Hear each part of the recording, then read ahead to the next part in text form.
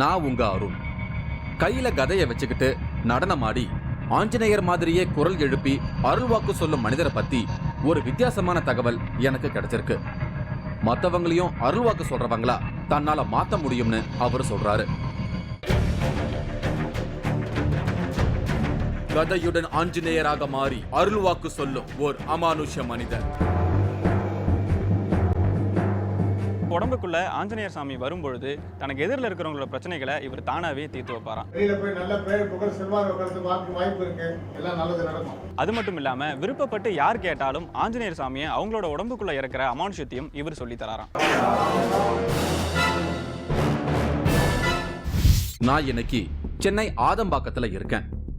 இங்க ஒருத்தர் ஆஞ்சநேயரா மாறி அருள்வாக்கு சொல்றதா எனக்கு தகவல் சொல்லி இருந்தாங்க. அவரை பார்க்கத்தான் ஆதம்பாக்கத்துக்கு வந்திருக்கேன். நான் இப்போ சென்னை ஆதம்பாக்கத்தில் தான் இருக்கேன். இங்க இருக்கிற அமானுஷ மனிதரை தான் நான் இன்னைக்கு மீட் பண்ண போறேன். கிட்டத்தட்ட 9 தலைமுறைகளா ஆஞ்சநேயர் அருள்வாக்கு சொல்ற பரம்பரையை சேர்ந்த சாரியார் இங்கே தான் இருக்காரு. இவரோட உடம்புக்குள்ள ஆஞ்சநேயர் சாமி வரும்பொழுது தனக்கு எதிரில் இருக்கிறவங்களோட பிரச்சனைகளை இவர் தானாவே தீர்த்து வைப்பாராம். அது மட்டும் இல்லாம விருப்பப்பட்டு யார் கேட்டாலும் ஆஞ்சநேயர் சாமியை அவங்களோட உடம்புக்குள்ள இருக்கிற அமானுஷத்தையும் இவர் சொல்லி தராராம். அந்த அமானுஷ மனிதர் இருக்கிற பகுதிக்கு வந்துட்டேன். இதுதான் அவரோட வீடு. நான் அந்த வீட்டுக்குள்ள போனேன். நிறைய பேரு அங்க காத்திருந்தாங்க. நான் போயிருந்த நேரம் அந்த நபர் ஆஞ்சநேயரா மாறி அருள்வாக்கு சொல்ல போறாருன்னு எனக்கு சொன்னாங்க. நானும் ஆர்வத்தோட அதை பார்க்க காத்திருந்தேன். இவர்தான் சாரியார், ஆஞ்சநேயரா மாறி அருள்வாக்கு சொல்பவர். தலைமுறையா அருள்வாக்கு சொல்லும் பரம்பரையை சேர்ந்தவர். இப்போ 58 வயசாகும் சாரியார் 15 வயசுல இருந்து ஆஞ்சநேயரா அருள்வாக்கு சொல்லிக்கிட்டு இருக்காரு. நான் போயிருந்த நேரம் சாரியார் பூஜை பண்ணிக்கிட்டு இருந்தாரு. அந்த வீட்டுல எங்க பார்த்தாலும் நிறைய சாமி படங்களும் சிலைகளும் இருந்தது. குறிப்பா ஆஞ்சநேயர் சிலையும் கதாயுதமும் இருந்தது. இந்த கதாயுதத்தை வச்சு ஆட ஆரம்பிச்சார்னா சாரியாருக்குள்ள ஆஞ்சநேயரோட அருள் இறங்க ஆரம்பிச்சிருக்குன்னு சொல்லி இருந்தாங்க. அந்த சமயத்துல ஆஞ்சநேயர் மாதிரியே இவரோட உடல் அசைவுகள் மாறிடும். அதுக்கப்புறம் இவர் தன்னை மறந்து அருள்வாக்கு சொல்ல தொடங்கிடுறாரு. இவர் ஆஞ்சநேயரா மாறினதும் எதிரில் இருக்கிறவங்களோட பிரச்சனைகளை தானாகவே கண்டுபிடிச்சு சொல்றதுதான் சாரியாரோட ஸ்பெஷாலிட்டி. இன்னும் கொஞ்ச நேரத்துல சாரியார் ஆஞ்சநேயரா மாற போறாரு. அதுக்கான மந்திர உச்சாரணங்களை செய்ய தொடங்கினாரு சாரியார்.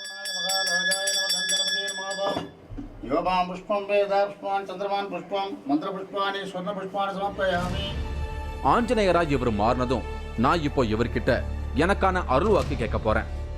என்னோட பேரு நட்சத்திரங்களை எல்லாம் கேட்டாரு.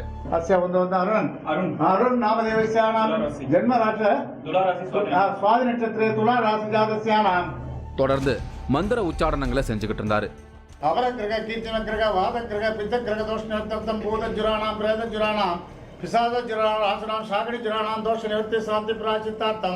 சகல ஏவல் பில்லி சூன்ய துஷ்டபன துஷ்ட கிரக அபஸ்மார கந்தர்வ தோஷ நிவர்த்தி சாந்தி பிராயச்சித்தார்த்தம். கம்பீரமான இவரோட குரல் எனக்குள்ள ஒரு வைப்ரேஷனை ஏற்படுத்துச்சுன்னு தான் சொல்லணும். இந்த பூஜை முடிஞ்சதும் தான் ஆஞ்சநேயர் இவருக்குள்ள இறங்குவாருன்னு சொல்லி இருந்தாங்க. நான் அதுக்காக காத்திருந்தேன். மணி அடிச்சு பூஜை செஞ்சாரு. தீபாராதனை காட்டினாரு.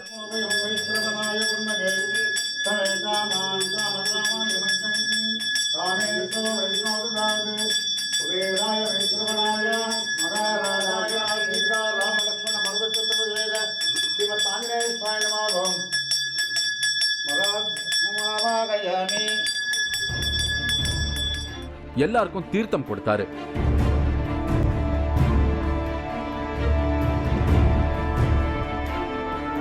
எல்லாருக்கும் ஆசீர்வாதம் செஞ்சுட்டு என்ன ஆசீர்வதிச்சாரு.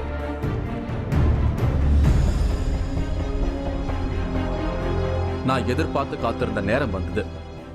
கதாயுதத்தை எடுத்துக்கிட்டு சாமி ரூம்குள்ள போனாரு. சாமிய வேண்டிக்கிட்டாரு.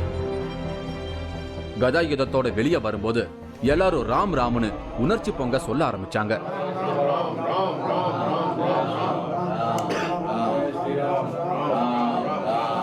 சாரியார் குதிச்சு குதிச்சு ஆட ஆரம்பிச்சாரு. ஆஞ்சநேயர் மாதிரியே குரல் எழுப்பினாரு.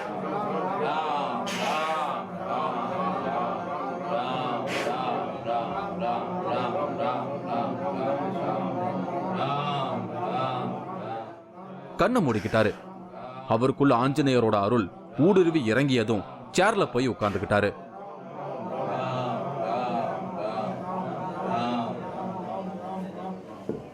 जय सीताराम भगवान बोलो। நான் के बोलो அங்க இருந்தவங்க ஒவ்வொருத்தரா அருள்வாக்கு கேட்க தயாரானாங்க. முதல்ல ஒரு பெண் வந்தாங்க. உனக்கு கஷ்டம்னு வரும்போது ஆஞ்சநேயான்னு கூப்பிட்டாலே உன்னோட பிரச்சனைகள் விலகிடும்னு அவங்களுக்கு அருள்வாக்கு சொன்னாரு. இதுவரை நீ பார்க்காத கஷ்டமே கிடையாது, அவரும் பார்க்காத கஷ்டம் கிடையாது. அவ்வளோ கஷ்டத்தை பார்த்தாச்சு. பார்க்கறதுக்கு தான் வெளில சிரிச்சு நடமாடின்னு இருக்க. உள்ள அவ்வளோ பிரச்சனைகள் இருக்கு உனக்கு. எப்படி இருக்க? வெளில சொன்னானே நீ ஒவ்வொன்று அழுவ. உன்னை அழ வச்சு பார்க்கணும்னு ஆஞ்சநேயருக்கு ஆசையா? ஆஞ்சநேயர் யாரையுமே அழ வைக்க மாட்டேன். எல்லாரையும் சந்தோஷமா இருக்குதான் ஆஞ்சநேயருக்கு குழப்பம். செய்ய வேண்டிய பரிகாரங்களை சொல்லி அந்த பெண்ணை அனுப்பி வச்சாரு. உடம்புல நோய் இருக்கு, கொஞ்சம் நல்ல மருத்துவம் நான் போய் பாரு. அதே நேரத்தில் நடக்க வேற சில கோளாறு இருக்கு, அதுக்கு நான் அடுத்த வாரம் உனக்கு உத்தரவு தரேன். இந்த மஞ்சள் வந்து ஒரு மஞ்சள் 7 நாளைக்கு தேய்ச்சி உள்ளுக்கு சாப்பிடணும். அது மாதிரி 21 நாளைக்கு உள்ள சாப்பிடு. இது வந்து என்ன பண்ணணும்னா நாளைக்கு பாதி நாளைக்கு பாதி சாப்பிடுங்க. இது ஒரே நாள் சமையல் பண்ணி சாப்பிட்டுட்டு கொஞ்சம் கட்டி நாய்க்கு வைக்கணும். மீதி மீற சுவாதம் நாளைக்கு வைக்கணும். இது மட்டும் அடுத்த அருள்வாக்கு வரும்போது எடுத்துன்னு வா. ஆஞ்சநேய சுவாமி கூட இருக்கு. எதுவாக இருந்தாலும் ஆஞ்சநேய நீ காப்பாத்துற அப்படின்னு சொல்லி நான் பார்த்துக்கிறேன். நான் சாரியாரை சந்திச்சு பேசினேன்.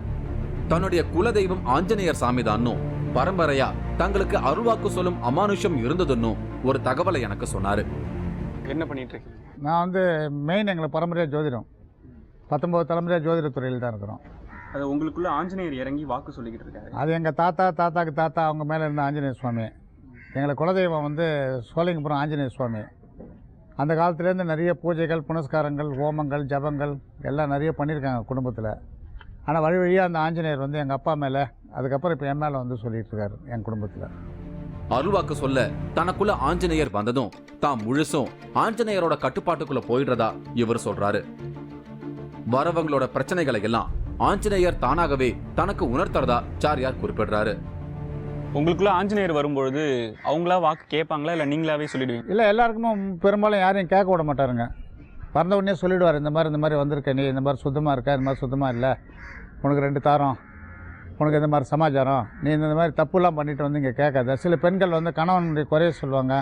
நீ ஏமா அவனை குடும்பப்படுத்துகிற, நீ பண்ணுறதுனால தானே வந்து உன் கணவன் உன்னை வந்து பிரிஞ்சுட்டு போகிறான், அவனை நீ உணர்ந்து நடக்கக்கூடாதா, எல்லாமே ஏன் உனக்கு நீ கட்டுப்படணும்னு நீ நினைக்கிற அப்படின்னு வரவங்களை எந்த நியாயமோ தர்மமோ அதை தான் கேட்பார். எது எல்லாம் முறையாக உனக்கு உடம்பு சரியில்லையா வா, உனக்கு குழந்தை இல்லை, குழந்தை பாக்கியம் இல்லையா வா, அதே நேரத்தில் திருமணம் நடக்கலையா வா, வேறு எதனா வியாபாரம் சரியில்லையா வா, அதுக்கு அவனுடைய காலங்கள் தசைகள் நல்லா இருக்குதான்னு சொல்லிட்டு அது ஆஞ்சநேய சுவாமி அதுக்கு உண்டான பரிகாரங்களை சொல்லுவார். இவங்க விஜயலட்சுமி. இவங்களோட பேத்தி மற்றும் மகளோட இங்க வந்திருக்காங்க. இவங்களோட மகளுக்கு குழந்தையே பிறக்காது அப்படின்னு ஒரு சூழ்நிலை இருந்திருக்கு. சாரியார் தன்னோட அருள்வாக்கால அதை மாத்தி கொடுத்திருக்காரு. அதே மாதிரி இவங்களோட பேத்திக்கு ஹைப்பர் ஆக்டிவ் அப்படிங்கிற ஒரு ப்ராப்ளம் இருந்திருக்கு. சாரியார் அருளால அந்த ப்ராப்ளம் இப்போ குறைஞ்சிட்டு வரதா விஜயலட்சுமி சொல்றாங்க. எதுனாலும் நாங்கள் இங்கே வந்தால் கேட்போம், எந்த ஒரு விஷயம்னாலும். அதே மாதிரி மகளுக்கும் வந்து குழந்த பாக்கியம் இல்லைன்னாங்க. ஆனால் ஐயா வந்து கண்டிப்பாக உண்டு அப்படின்னு சொல்லி குழந்த நின்றுச்சு. ஆனால் என்னென்னா அவளுக்கு பிபி அதிகமானதுனால குழந்தைய காப்பாற்ற முடியாது, தாயை தான் காப்பாற்ற முடியும் அப்படின்னாங்க. ஆனால் ஐயா கண்டிப்பாக சொல்லிட்டாங்க, இல்லை 2 பேரையுமே காப்பாற்ற முடியும் அப்படின்னு. அதுக்கப்புறம் 7 மாதத்துலேயே ஆப்ரேஷன் பண்ணி எடுத்தாங்க. குழந்த வந்து 1 கிலோ வெயிட்டு தான். பார்த்திங்கன்னா இப்படி போல தான் இருக்கும், பொம்மை மாதிரி இருக்கும். அப்போது ஐசியூவில் இருக்கும்போதே அது பிழைக்கிறது கஷ்டம்னாங்க. ஆனால் ஐயா சில பொருள்கள்லாம் கொடுத்து தாய்கிட்ட சொல்லி சுற்றி எடுத்துகிட்டு வர சொல்லுவாங்க. லெமனோ இல்லை மஞ்சளோ இல்லை ஒரு முத்துக்கள் மாதிரி கொடுப்பாரு. அதெல்லாம் அவள்கிட்ட கொடுத்து அவள் அது மாதிரி பண்ணிட்டு வந்தா. அவளுக்கு வந்து ஹைப்பர் ஆக்டிவ் அதிகமாக இருக்குது. பாப்பாவுக்கு நடக்கிறது பேசுகிறதெல்லாம் வராமல் இருந்தது. அப்புறம் ஐயா மூலியமாக தான் அதெல்லாம் அவள் கண்டிப்பாக வருவா, நல்லா நடப்பா, என்கிட்ட அவள் ஓடி வருவா தாத்தான்னு சொல்லிட்டு அப்படின்லாம் சொல்லி அதுக்கப்புறம் அவளுக்கு கிளாஸ் போய் நடக்க ஆரம்பித்தா. பேச்சு ஒரு 4 வயசு வரைக்கும் பேச்சு வராமல் இருந்தது. அதுக்கப்புறம் ஐயா தான் இது பண்ணி பேச்சும் வர ஆரம்பிச்சது. இப்போ டெய்லி அவள் தாத்தா வீட்டுக்கு போகணுன்னு சொல்லுவான், அந்த அளவுக்கு கொண்டு வந்திருக்காரு. ஆஞ்சநேயர் தனக்குள்ள வந்ததும் தன்னை சுத்தி நடக்கிற எந்த விஷயத்தையும் தன்னால உணரவே முடியாதுன்னு சாரியார் சொல்றாரு. அதே மாதிரி இவருக்குள்ள ஆஞ்சநேயர் வந்து இறங்குற சமயத்துல இவருக்கு எதிரில் இருக்கிறவங்க எல்லாம் ஒரு நிழல் உருவம் மாதிரி தான் தெரியும்னு சொல்றாரு சாரியார். இங்க வரவங்களோட வீட்டுல இருக்கக்கூடிய பில்லி சூனியம் மாதிரியான கெட்ட சக்திகளும் அதை நீக்கிறதுக்கான வழிகளும் சாரியாருக்குள்ள தானாகவே உணர்த்தப்படுமா? உங்களுக்குள்ள ஆஞ்சநேயர் இறங்குறாரு அப்படிங்கிறாங்களா சார்? அவர் இறங்கும் போது நீங்க எப்படி உணர்வீங்க சார்? அதான் சார், எனக்கு வந்து டக்குனு காது அடைச்சிடுன்றேன். காது அடைச்சிருக்கோம், நான் எதுவும் செயல்படாத மாதிரி இருக்கும். அதாவது உங்களெல்லாம் பார்த்தானாக்கா எனக்கு டக்குன்னு ஒரு கண்ணு மூடி இருக்கும், கண்ணு ஆட்டோமேட்டிக்காக மூடிடும் சார், கண்ணு திறக்க முடியாது. ஒரு அரை பார்வைகள் வந்ததுனாலும் இந்த நெகட்டிவ் மாதிரி தெரியும். நெகட்டிவ் கோடு போட்டால் எப்படி இருக்கும் அந்த மாதிரி தெரியும் உருவம். அப்போ வந்து அவர் இருக்காருன்னு தெரியும், என்ன நடக்குதுன்னு தெரியாது எனக்கு. உடம்பு ரொம்ப முடியமில்ல, உட்கார முடியல, முடியல சாமி. இந்த ஆப்ரேஷன் பண்ணதுல இந்த பழைய பலத்தை கொடுங்க, சக்தியை கொடுங்க. சாதாரண மனுஷன் மாதிரி உட்காந்து முடிய முடியல. இந்த மஞ்சள் ஆரோக்கியத்தை மருந்து சாப்பிட்றது ரொம்ப முக்கியம். சரிங்க. சரி சரி சாமி. இது வந்து மகா சஞ்சீவிடா. மஞ்சள் சாதாரணமான நிச்சல.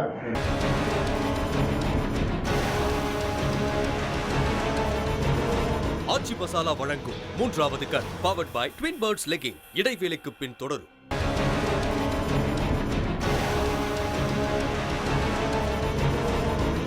ஆச்சி மசாலா வழங்கும் 3வது கண் powered by Twin Birds legging தொடர்கிறது. இன்னைக்கு நான் சென்னை ஆதம்பாக்கத்துல இருக்கேன். இங்க பரம்பரையா அருள்வாக்கு சொல்ற குடும்பத்தை சேர்ந்த சாரியார் உடம்புக்குள்ள ஆஞ்சநேயரோட சக்தி இறங்கி அருள்வாக்கு சொல்றாரு. கையில கதையை வச்சுக்கிட்டு ஆஞ்சநேயர் மாதிரியே இவர் ஆடிக்கிட்டு அருள்வாக்கு சொல்றதையெல்லாம் தான் இன்னைக்கு நான் பார்த்துக்கிட்டு இருக்கேன். மற்றவங்களையும் இவர் அருள்வாக்கு சொல்ல பயிற்சி கொடுக்கிறாரு. அதை பத்தியெல்லாம் தான் இன்னைக்கு நான் சாரியாரை சந்திச்சு பேசிக்கிட்டு இருக்கேன். சாரியாரோட குடும்பம் பரம்பரையா அருள்வாக்கு சொல்லும் பின்னணியை கொண்டது. இவரோட சின்ன வயசுலயே அடிக்கடி இவரோட உடம்புக்குள்ள சில மாறுதல்கள் ஏற்பட்டிருக்கு. அந்த டைம்ல இவரோட செயல்பாடுகள் எல்லாம் குரங்கு மாதிரியான சேஷ்டைகளோட இருந்திருக்கு. ஆஞ்சநேயரோட அருள் சாரியாருக்குள்ள இருக்கிறது இவரோட அப்பாவுக்கு புரிஞ்சிருக்கு. உடனே இவருக்கு முறைப்படி மந்திரங்களை எல்லாம் கத்துக் கொடுத்து அருள்வாக்கு சொல்லும் நிலைக்கு உயர்த்தி இருக்காரு. எந்த வயசுலேருந்து உங்களுக்கு ஆஞ்சநேயர் வர ஆரம்பிச்சாரு? எனக்கு வந்து 5 வயசுல தான் சார் தெரிய வந்தது. அதுக்கு முன்னே மேலே ஏறுவேன், குதிப்பேன், எல்லாம் செய்வேன். அது எனக்கு இதை தெரியாமே சில நேரத்தில் விழுந்து கூட எனக்கு எலும்புலாம் உடைஞ்சது கிடையாது. அப்போ என்னன்னாக்கா சொல்லுவாங்க, இவனா குரங்கு மாதிரி இந்த மாதிரி பண்ணிட்டு இருக்கான், போகிறான் வரான்னு சொல்லிட்டு. அப்போ எல்லாம் வீட்டில் சகஜம் தானே. அதுக்கப்புறம் தான் ஒரு நாள் வந்து அப்பா பூஜை பண்ணும்போது திடீர்னு வந்து எகிரி குச்சி வந்து உட்காந்து வாழைப்பழத்தை எடுத்து சாப்பிட்ருக்காரு. ஏன்டா பூஜைக்கு வச்சு வாழைப்பழத்தை சாப்பிட்டோம்னா அதுக்கு அனுமார் வந்து பதில் சொல்லியிருக்காரு அப்பா கிட்ட. அப்போ தான் அப்பாவுக்கே தெரியும் பையன் மேலே வந்து ஆஞ்சநேயர் வரணும். அதுக்கப்புறம் அப்பா வந்து அந்த பூஜா முறைகள் பிரகாரம் பையன் மேலே வந்து என் மேலே வர மாதிரி நீ வந்து வழக்கமாக பரம்பரையாக சொல்லணும் அப்படின்னு சொன்னது. அருள்வாக்கு சொல்றது அப்படிங்கிறது பரம்பரையா வரக்கூடிய அமானுஷ சக்தின்னு ஒரு எண்ணம் இங்க பலர்கிட்ட இருக்கு. ஆனா அது உண்மை இல்ல. பக்தியோட இருந்து முறையான குரு மூலமா குறிப்பிட்ட மந்திர உச்சாரணங்களை கத்துக்கிட்டா எல்லாருமே அருள்வாக்கு சொல்லலாம் அப்படின்னு ஒரு வியப்பான விஷயத்த சொல்றாரு சாரியார். நீங்க வந்து பரம்பரையா ஆஞ்சநேயர் வச்சு வழிபட்டு இருக்கீங்க. இப்போ என்ன மாதிரி சாதாரணமா உள்ளவங்க சாமி வழிபடணும், இப்போ ஆஞ்சநேயர் வந்து நாங்க பார்க்கணும், இல்லை எங்களுக்குள்ள அந்த மாதிரி வந்து சொல்லணும் அப்படின்னு ஆசைப்பட்டா நடக்குமா? அந்த மாதிரி கண்டிப்பாக நடக்கும். இப்போ 2-3 பேர் வராங்களே என்கிட்ட வந்து அவன் மேலே ஆஞ்சநேயர் வருது. அவங்களாம் பரம்பரையாக கிடையாது. அதாவது நம்ம அதில் ஐக்கியம் பண்ணிட்டோம்னு சொன்னால் உங்கள் மேலே முறையோடு ஆஞ்சநேயர் இவர் மேலே போய் நீ சொல்லுன்னு சொல்லி நம்ம போட்டால் கண்டிப்பாக வருவார். பரம்பரையாக தான் வரணுன்ட்டு மட்டும் தயவுசெய்து நினைக்காதீங்க. நம்மளும் அது பக்தி மார்க்கத்தோடு அவர் மேலேயும் வரவழைக்கலாம், அவர் மேலேயும் வரவழைக்கலாம், பக்கத்தில் இருக்கவங்கிட்ட வரவழைக்கலாம். அவங்க எப்படி பக்தி செலுத்துகிறாங்களோ அதுக்கு தகுந்த மாதிரி அவங்க முடியல அதை வரவழைக்கலாம். இவரு ராமன் செங்கல்பட்டுல இருந்து வராரு. அருள்வாக்கு சொல்ற டைம்ல சாரியார் பக்கத்திலேயே இருக்காரு. அருள்வாக்கு சொல்றத கத்துக்கிறதுக்காக இவர் இப்ப சாரியார் கிட்ட முறைப்படி பயிற்சி எடுத்துக்கிட்டு இருக்காரு. சின்ன வயசுல இருந்தே ராமன் பக்தியா இருந்திருக்காரு. ராமனுக்கும் சாரியாருக்கும் எந்த ரத்த பந்தமும் இல்ல. ஆனாலும் ஒரு குருவா இருந்து ராமனுக்கு அருள்வாக்கு சொல்றதுக்கான பயிற்சி கொடுத்துக்கிட்டு இருக்காரு சாரியார். உங்களுக்குள்ள ஆஞ்சநேயர் வருவாரு அப்படின்னாங்க. எப்பத்துல இருந்து சார் இது? அதாவது எனக்கு சிறு வயசுலேருந்து நான் ஆஞ்சநேயர் ரொம்ப உபாசித்து வந்திருந்தேன். நான் ரொம்ப பக்தியாக ஆஞ்சநேயர் நான் கும்பிடுவேன். ஒரு ஸ்டேஜ் வரப்போ எனக்கு சில அதிர்வுகள் மாதிரி என் உடம்புல சில உணர்வுகள் மாதிரி உள்ளுணர்வு மாதிரி வர ஆரம்பிச்சிது. அப்போ அதை வச்சு பார்க்கப்போ ஒரு சில மூலம் இவரோட தொடர்பு எனக்கு கிடைக்க ஆரம்பிச்சு, ஐயாவோட தொடர்பு. அவர் வந்தப்போ அவர் கையில் இதை பகிர்ந்துக்கிட்டேன். இந்த மாதிரிலாம் எனக்கு ஒரு மாதிரி வருது, உணர்வு வருது, நான் ஆஞ்சநேயர் பண்ண கும்பிடும் போது அப்படின்னு சொல்கிறப்போ, இல்லை உனக்கு வந்து உண்மையில ஆஞ்சநேயர் வராங்க, அவங்க வர பிரியப்படுறாங்க, இதை மந்திரபூர்வமாக பண்ணால் இதுக்கு சில உபதேசங்கள்லாம் பண்ணி நீங்கள் செய்ய ஆரம்பிச்சிங்கன்னா ஆஞ்சநேயர் உங்கள் இடத்துல வருவார், நீங்களும் ஆஞ்சநேயர் உங்கள் இடத்துல வந்து பேசுவார், எல்லாருக்கும் அருள் வாக்குகள் சொல்லுவாருங்க. அதுக்கு நான் பண்ண ஆரம்பிக்கணும்னு சொல்லி அதில் எனக்கு ட்ரெயின் பண்ண ஆரம்பிச்சிட்டாங்க. மந்திரங்களை உபதேசம் பண்ணிட்டாங்க. இப்போ நான் பயிற்சி பண்ணிக்கிட்டு இருக்கேன். நாம எல்லாருமே இப்படி அடுத்தவங்களுக்கு அருள்வாக்கு சொல்ல முடியும். ஆனா அதுக்கு சில முறையான பயிற்சிகளை செய்யணும். அப்படி செய்வதன் மூலமா நமக்குள்ள வர சக்தியை முறைப்படி உபயோகித்து மற்றவங்களோட பிரச்சனைகளுக்கு நம்மளையும் தீர்வு சொல்ல முடியும். ஒரு நாள் வந்து பூஜை பண்ணிகிட்டு இருந்தோம். பூஜை பண்ணியிருக்கும்போது இவருக்கு மேலே சொன்னேன் நான், ஜெய் ஹனுமான் நீ வரணும் அப்படின்னு சொல்லிட்டு வேண்டிக்கிட்டு நான் கூப்பிடும்போது ஒரு ஷேக் பண்ணிச்சு அவர் உடம்பு. அவர் அறியாமையே ஞாபகம் இருக்குல்ல உங்களுக்கு? ஒரு ஷேக் பண்ணிச்சு. அப்புறம் ஷேக் பண்ண உடனே சரி சரி நீ வந்து ஆடி கீடி எதுவும் பண்ணாத அப்படியே இருன்னு சொல்லிவிட்டு அதுக்கப்புறம் என்ன பண்ணால் அவருக்கு இதே மாதிரி முழுக்க வைக்கிற மாதிரி விரதம் வச்சேன். அதே மாதிரி விரதத்தில் இருந்தார். விரதம் இருந்துட்டு ஒரு நாள் வரும்போது இந்த ஆஞ்சநேயர் மந்திரங்களை சொல்லி அவர் உடம்புல ஆத்மனே நம, அந்தராத்மனே, யோகாத்மனே, பரமாத்மனே, ஜீவாத்மனே, அதுக்கு மந்திர வழிமுறைகள் இருக்குது. அந்த விதிமுறை பிரகாரம் அவருக்கு வந்து உடம்புல வந்து ஏற்றி விட்டேன். ஏற்றின உடனே பார்த்தீங்கன்னா அவருக்கு நிற்க முடியல, உட்கார முடியல. எப்போவுமே இந்த ஆஞ்சநேயருடைய ஒரு ஷேக்கிங் வந்து ஜாஸ்தி இருந்தது. அதுக்கப்புறம் இப்போ சமீப காலத்தில் வந்து நீ கூப்பிட்டா தான் வரணும் ஆஞ்சநேயர், மற்ற நேரத்தில் வரக்கூடாதுன்னு சொல்லிட்டு ஒரு கண்ட்ரோல் பண்ணி அதுக்குண்டான மந்திரங்களை கொடுத்து ஒரு எந்திரம் போட்டு அதில் உட்கார வச்சு அவருக்கு பண்ணோன்னே இப்போ அவரை கூப்பிட்டா தான் வருன்ற அளவில் அவரை பண்ணி வச்சுருக்கேன். இவர் அருணாச்சலம் சிலைகள் செய்கிற ஸ்தபதியா இருக்காரு. மாமல்லபுரத்துல இருக்கிற இவரு சாரியாரோட வருஷ கணக்குல தொடர்புல இருக்காரு. உடம்பு ரொம்ப முடியமில்ல, உட்கார முடியல, எந்திரிக்க முடியல சாமி. இந்த ஆப்ரேஷன் பண்ணதுல இந்த பழைய பலத்தை கொடுங்க, சக்தியை கொடுங்க. சாதாரண மனுஷன் மாதிரி உட்காந்து எந்திரிக்க முடியல. இந்த மஞ்சள் ஆரோக்கியத்தை மருந்து சாப்பிட்றது ரொம்ப முக்கியம். சரிங்க. சரி சாமி. இது வந்து மகா சஞ்சீவிடா. மஞ்சள்ன்றது சாதாரணமான நினைச்சால மங்களத்துக்கு மஞ்சள், மகிழ்ச்சியா வாழறதுக்கு மஞ்சள், தெரியுதா? புத்திர பாக்கியத்துக்கு மஞ்சள் தான். குழந்தை இல்லாத 40 நாள் மஞ்சளை பெருமை கரைச்சி கொடுத்தாலே குழந்தை போடணும். அவ்வளோ சக்தி இருக்கு. காது சக்தி, உட்கொண்டது பண்ற சக்தி இருக்கு மஞ்சள். ஆனால் தினம் மஞ்சள் காலையில் எழுச்சி வயிற்றுக்கு சாப்பிடு. உனக்கு உதவாத பதார்த்தம் குடிக்காத. ஆஞ்சநேயரை போலவே சாரியாருக்கும் வராகி அம்மன் சக்தியால அருள்வாக்கு சொல்ற இன்னொரு சக்தியும் இருக்கு. அப்படி ஒரு முறை அருணாச்சலத்தோட வீட்டுல போய் இவர் ஒரு ஹோமம் நடத்தி இருக்காரு. அப்போ ஒரு அமானுஷ்யம் அரங்கேறி இருக்கு. அந்த இடத்துக்கு அம்மன் அரூபமா வந்து தன்னோட சக்தியை உணர்த்தினதாகவும் சர்ப்ப ஒளிகள் மூலமா தனக்கு சில ஆசீர்வாதங்கள் கிடைச்சதாகவும் சொல்றாரு அருணாச்சலம்.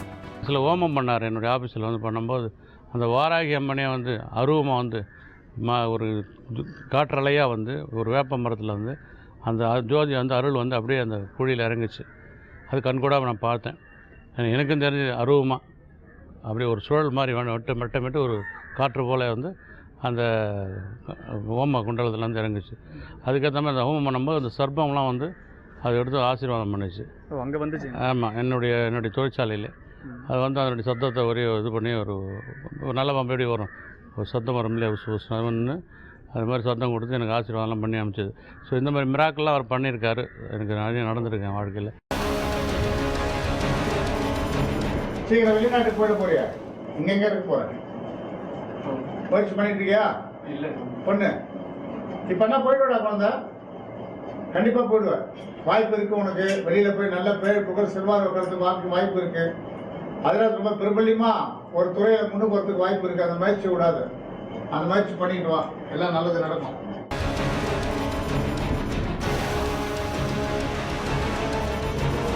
ஆச்சி மசாலா வழங்கும் 3வது கண் powered by Twin Birds legging. இடைவேளைக்கு பின் தொடரும்.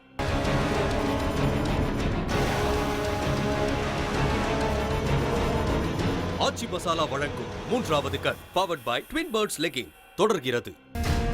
நான் இன்னைக்கு சென்னை ஆதம்பாக்கத்துல இருக்கேன். இங்க ஒருத்தர் கையில கதையை வச்சுக்கிட்டு நடனம் ஆடி ஆஞ்சநேயர் மாதிரியே குரல் எழுப்பி அருள்வாக்கு சொல்றாரு. மத்தவங்களையும் இவரு அருள்வாக்கு சொல்றவங்களா தன்னால மாத்த முடியும்னு சொல்றாரு. பரம்பரையா இப்படி அருள்வாக்கு சொல்லும் அமானுஷ மனிதரான சாரியாரை சந்திச்சுதான் இன்னைக்கு நான் பேசிக்கிட்டு இருக்கேன். சாரியாரோட பேசும்போது இதுக்குள்ள இருக்கிற சில விஷயங்களை என்னால உணர முடிஞ்சது. முறையான அருள்வாக்கு சொல்றதுக்கு நிறைய உழைப்பும் கடுமையான பயிற்சியும் அடுத்தவங்களோட பிரச்சனைகளை தீர்க்கணுங்கிற நல்ல மனசும் இருக்கணும். அதே மாதிரி அருள்வாக்கு சொல்றதுக்கான பயிற்சிகள் எளிதானது இல்லை. மனசை ஒருநிலைப்படுத்தி முழு மனசோட செய்யற பயிற்சிகள் தான் சரியான பலனை கொடுக்கும்னு சொல்றாரு சாரியார். ஆஞ்சநேயர் இவருக்கு மட்டும்தான் வருவாரா இல்லை யார் வந்தாலும்? இல்லை, யார் வந்தாலும் சரி, உங்களுக்கு அனுக்குறங்கன்னு இருந்தால் நான் கூப்பிட்டு பார்ப்பேன். அதுக்கு சில முறைகள் இருக்குது. உங்களுக்கு ஷேக் பண்ணிச்சின்னு சொன்னால் உங்கள் மேலே வருவாருன்றது ஒரு இது இருக்குது, பிராப்தம். அந்த பிராப்தம் இருக்கவங்களுக்கு கண்டிப்பாக நான் வந்து அதுக்கு உண்டான நெறிமுறைகளை அவங்க கடைப்பிடிச்சாங்கன்னா கண்டிப்பாக வரும். அடுத்து சில பரபரப்பான விஷயங்களை பத்தி நான் சாரியார் கிட்ட பேசிக்கிட்டு இருந்தேன். வர நாட்கள்ல நடக்கவிருக்கும் அரசியல் மாற்றங்களை பத்தி எல்லாம் கூட இவரோட வாக்குல சில தகவல்கள் கிடைச்சிருக்கு. ஆனா அது எல்லாமே ரகசியம். இது சம்பந்தப்பட்டவங்க வந்து கேட்டா மட்டும்தான் தன்னால் அதை வெளிப்படுத்த முடியும்னு சொல்லிட்டாரு சாரியார். எதிர்காலத்துல என்ன நடக்க போகுது அப்படிங்கறத தெரிஞ்சுக்கிற ஆர்வம் எல்லாருக்கும் உண்டு. நம்பிக்கையோட இறை வழிபாட்டுல இருக்கிறவங்களுக்கு நம்மோட வாழ்க்கையில அடுத்து நடக்க போற விஷயங்களை பத்தி எல்லாம் தெய்வங்கள் குறிப்பால உணர்த்தும். அதை புரிஞ்சுக்காம நடந்தா எதிர்மறையான சம்பவங்களை சந்திக்க நேரிடும்னு சாரியார் எச்சரிக்கிறாரு. இது வரைக்கும் ஆஞ்சநேயர் வாக்கு சொல்லி மறக்க முடியாத விஷயங்கள தான் இருக்காது. ஆஞ்சநேயர் வாக்கில் நிறைய காரியங்கள் நடந்திருக்கு. அதாவது சில அரசாங்க ரகசியங்கள்லாம் நிறைய சொல்லியிருக்காரு, இது நடக்கணும், அப்படியே நடந்திருக்கு. சமீபத்தில் கூட அந்த மாதிரிலாம் நடந்திருக்கு. அது மட்டும் இல்லாமல் சில நேரத்தில் என்ன பண்ணுவார்னா, நாளைக்கு போகாதன்னு ஒரு ஆஞ்சநேயர் சுவாமி, அது மீறி போய் நான் ஒரு ஆக்சிடெண்ட்டில் மாற்றி உயிரோடலாம் திரும்பி வந்திருக்கேன். இதெல்லாம் வாழ்க்கையில் மறக்க முடியாது. அதாவது சில தடுப்புகளை கொடுப்பார் நமக்கு, ஆபத்துலேருந்து காப்பாற்றுறதுக்கு. அதை நம்ம புரிஞ்சுக்கணும். தினசரி இவர் செய்யற தியானமும் மந்திர உச்சாரணங்களும் இந்த அருள்வாக்கு சொல்ற சக்தியை அதிகரிக்க செய்யறதா சாரியார் குறிப்பிடுறாரு. இந்த அருள்வாக்கு மூலமா அடுத்தவங்களோட பிரச்சனைகளுக்கு தீர்வு கண்டுபிடித்து சொன்னாலும் ஒருத்தரோட கர்ம வினை பலன்களையும் விதி பலன்களையும் கட்டாயம் அனுபவிச்சுதான் தீரணும்னு சொல்றாரு சாரியார். இப்போ எல்லாருக்கும் நிவர்த்தி ஆகும் சார். இப்போ எனக்கு கூட தான் உடம்புல ரோகம் இருக்குது, நான் நிவர்த்தி பண்ணிக்கல. பூர்வ ஜென்ம கிருதம் பாபம்னு ஒன்று இருக்குல்ல, நம்ம என்ன இன்வெஸ்ட்மெண்ட்டாக பகவத் நாமா பேங்க்கில் போட்டிருக்கோமோ அந்த கிரியேட்டத்தை தான் நம்ம செலவு பண்ண முடியும். நம்மக்கிட்டே தெய்வமே இருந்தால் கூட நமக்கு சில நேரத்தில் பட வேண்டிய துன்பங்களை பட்டு தான் ஆக வேண்டியதாக இருக்குது. பெரிய யோகியாக இருந்தாலும் ஞானியாக இருந்தாலும் சில நேரத்தில் உடல் நலம் கெட்டு போச்சுன்னு சொன்னால் அவன் மருத்துவனை தான் நாட வேண்டிய ஒரு காலகட்டங்கள் வந்துருக்கு. இது அப்பாற்பட்ட விஷயம். அதனால் தெய்வமே அவன் மேலே இருக்குன்னா அவனை தெய்வமாக சொல்லிக்க முடியாது, புரியுதுங்களா? அவனை தன்னைத்தானே இப்போ நான் என்னை தெய்வம்னு சொல்லிக்க முடியாது. அனுமார் வரார், பேசுகிறார், போகிறாரு, அவருடைய பக்தியினால் சில காரியத்தை செய்கிறோம் தான் சொல்ல முடியும். நானே அனுமார், நான் தான் அவதார புருஷன் சொல்ல முடியாது, சொல்லவும் கூடாது. அருள்வாக்கு சொல்லிக்கிட்டு இருந்த சாரியார் திடீர்னு எனக்கும் அருள்வாக்கு சொன்னாரு. அப்பதான் எனக்கு ஒரு அதிர்ச்சியான செய்தியை வெளிப்படுத்தினாரு. நான் வெளிநாடு போக வேண்டிய சூழல் உருவாகும்னு எனக்கு ஒரு அதிரடியான அருள்வாக்கு சொல்லியிருக்காரு. பல விதமான இதெல்லாம் நம்ம போட்டாலும் எதுவும் நடக்காத கொஞ்சம் நடந்தாலும் போயிட்டு இருக்குது. இப்போ போகக்கூடாது. சீக்கிரம் வெளிநாட்டுக்கு போயிட்டு போறியா? இங்க இருக்க போற முயற்சி பண்ணிட்டு இருக்கியா? இல்ல பொண்ணு இப்ப என்ன போயிடுவா குழந்தை? கண்டிப்பா போயிடுவேன். வாய்ப்பு இருக்கு உனக்கு. வெளியில போய் நல்ல பேர் புகழ் செல்வாக்கு வைக்கிறதுக்கு வாய்ப்பு இருக்கு. அதுல ரொம்ப பிரபல்யமா ஒரு துறையில முன்னுக்கு வரதுக்கு வாய்ப்பு இருக்கு. அந்த முயற்சி விடாது. அந்த முயற்சி பண்ணிட்டு வா, எல்லாம் நல்லது நடக்கும். ஒரு மணிமாலையை ஆசீர்வாதம் செஞ்சு எனக்கு போட்டு விட்டாரு. நான் வெளிநாடு போவேன்னு சாரியார் சொன்னது எனக்கு நிஜமாவே ஒரு வியப்பான செய்தியா தான் இருக்கு. சமீப காலமா நம்ம 3வது கண் நிகழ்ச்சிக்காக சிங்கப்பூர், மலேசியா போன்ற வெளிநாடுகள்ல நடக்கிற அமானுஷங்களை எல்லாம் ஷூட் பண்ணணும்னு ஒரு பிளான் எங்க ஆபீஸ்ல நடந்துகிட்டு இருக்கு. ஒருவேளை ஃபாரின் போற அந்த அசைன்மெண்ட் எனக்கு வருமோ அப்படிங்கிற எண்ணம் இந்த அருள்வாக்கு கேட்டதுல இருந்து எனக்கு வந்திருக்கு. எது எப்படியோ நல்லது நடந்தா சரின்னு நினைச்சபடியே அங்கிருந்து புறப்பட்டேன். அடுத்து ஒரு அமானுஷ நிகழ்வோட நான் உங்களை சந்திக்கிறேன். அதுவரை உங்களிடமிருந்து விடை பெறுகிறேன். நாடி பார்த்து எதிர்காலத்தை சொல்வதை போல் ஒன்று காது கிழறு முதல் பாயிண்ட் அந்த நரம்பு ஃபுல்லாகவே குரல் வலை. அதுக்கு அடுத்தது இந்த பக்கத்தில் இருக்கிற இந்த பெரு நரம்பு வளர்ச்சி எங்கள் வருமாவே வேற. நோய்களை கண்டுபிடிக்கும் அகத்தியர் நாடி.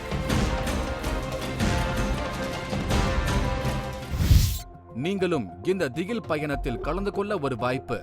3வது கண் டிவி ஷோ என்ற Facebook பக்கத்தில் எங்களோடு இணைந்திடுங்கள்.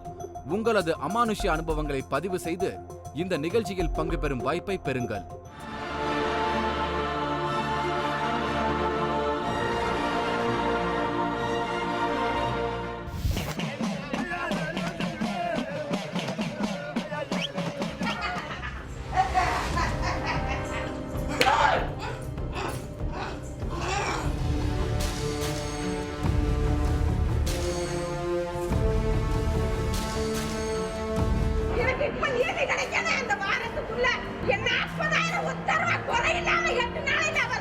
சின்ன வச்சு அவ கரைய சின்ன வச்சு நீ கொடுக்கணும்.